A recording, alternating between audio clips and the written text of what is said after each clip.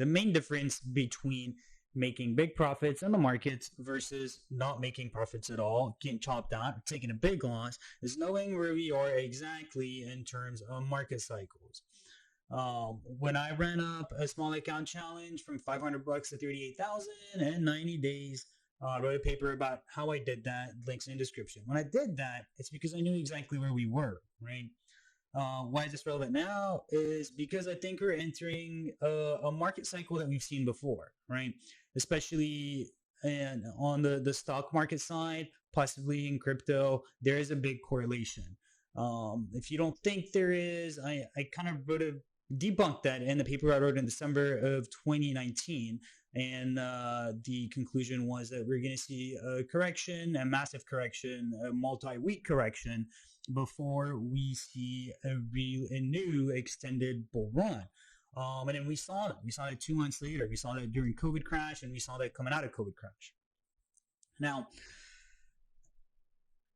where we are now, I'm seeing a similar correlation, a similar setup in market structure.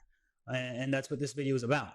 And we can potentially get the next pivots on the S&P and some type of schematic that's going to allow us to long short, buy puts, buy calls, right? And navigate the market profitably until we're out of this correction.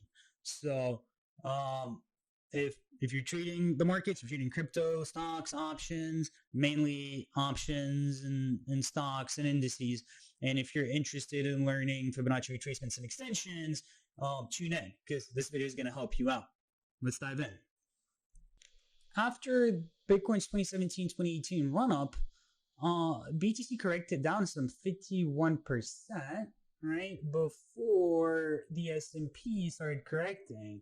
It actually pulled back 52% off the all-time high. Meanwhile, the S&P actually enjoyed a blow-off, right? It kept going up. And it did make some 7.5% up. And because during that time period, I was looking at BTC and I'm like, man, like, is the stock market going to dump too? Like, can we short that? And it raged upwards. And one thing that I've noticed in the past couple of months since BTC started correcting, indices were going up. They're blowing off. And looking at that correlation, right? So the first red line is the BTC top, and the second one is potentially the S&P top. We did see upwards of a 5-6% move. If you go off that candle's low, 7% move upwards, 6.9, while BTC corrected, right? So for me, it makes sense. It makes sense to see a corrective phase in the stock market, especially after, let's say, the S&P made over 100% return in the last year, right? In under a year. So I'm thinking it's time for the market to reprice itself, right? It's time for stocks to reprice themselves. And this doesn't happen over the course of a day, the course of 2 days. I think that really happened in 2018 over the course of a year, because I consider all of this a corrective period, right? And I consider this a liquidity grab before continuation, right? And this was another liquidity grab, COVID was. So coming out of that panic, we did see that panic selling. We did see extreme upwards revaluation of assets.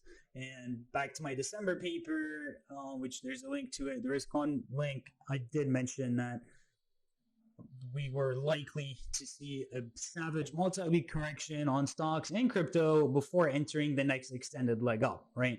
And that was COVID crash and post-COVID bull market, bull run. Now, what's also like validating what I'm seeing is if we were to draw a fib extension on this last range, right? So I'm just gonna like get it off this the chart for a bit. So going from the $66 low to the 157 high, this gives us like the major extensions for what was a range of like the 2000s high to the 2007 low. When we try to break out here and the market data and it dumped post 2007, gave us 2008 low.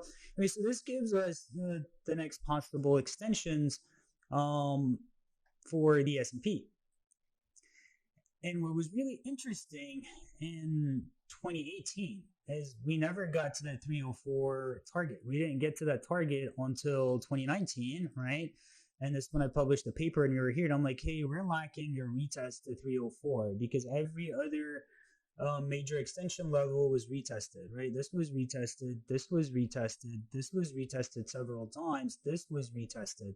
And that blow off didn't result in a retest. And now we're seeing a blow off again with no retest to 394. So it only makes sense for us to kind of come back to those levels, right? And why did we get that top? How do we get that extension top that pre 304 at 285? If we were to take this last range as breakout, right, and retest, so this high to that low, 220 high to 180 low, it'll give us the target for that extension was 283, which was indeed the actual top before we saw the initial pullback, then a little bull jump above it, and back down to 236. Using the same method on this range, right? So we had a breakout, right? A retest, a range develop, and then this upwards wick to this downwards wick from 364 to 319. If we extend that, then our top is 438, and we got to 438 last week, and then we started pulling back. So looking at these parallels between the fibs, right, lining up between BTC pulling back and the S&P starting to pull back. Also, if you pull up like a TD sequential, right, and we go to the daily, why did I just do that? If you do a TD sequential and go to the daily chart, that turn was a 9, right? Right now we're at a 13 and a red 2. Let me go ahead and kind of stretch that out, right? So we had a 9, 10, 11, 12, 13. Now we're at a 2 on a daily, 2 down. We did see almost the same setup back then on that blow off, right? We had a 9, 10, 13, and it was a 2 down before pulling back. So TD sequentials line up, BTC correlation lines up where we had a top 51% down and then a blow off on indices. So what's the plan, right? How do I plan on trading this?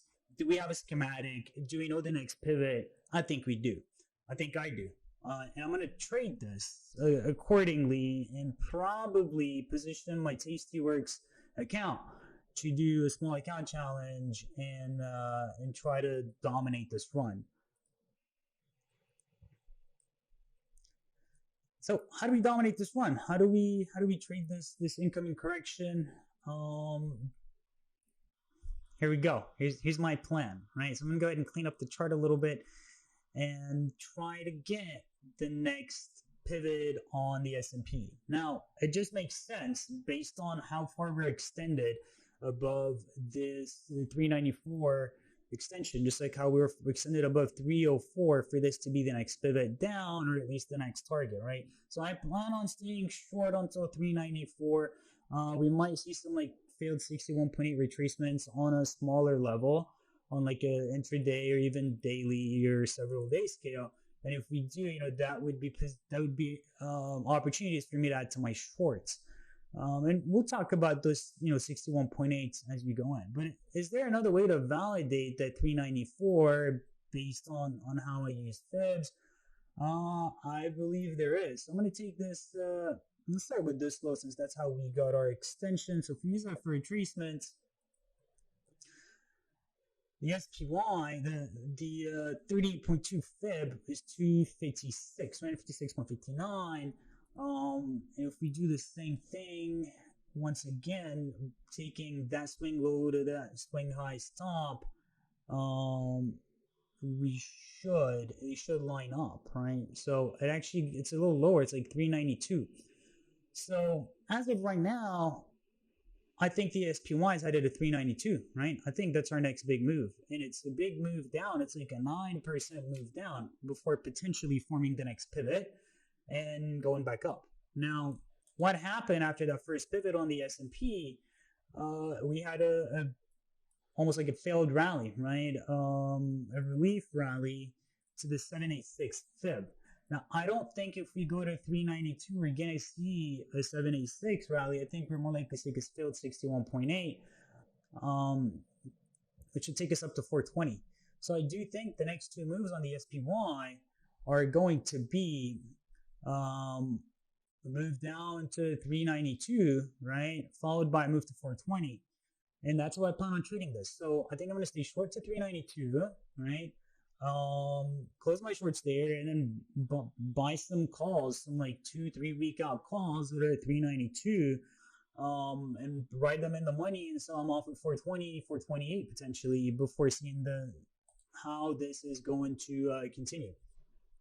So that's what I'm seeing for the stock market. That's what I'm seeing for indices, and this is all going to be contingent on BTC remaining correct, right? Because risk isn't going to be on in the market.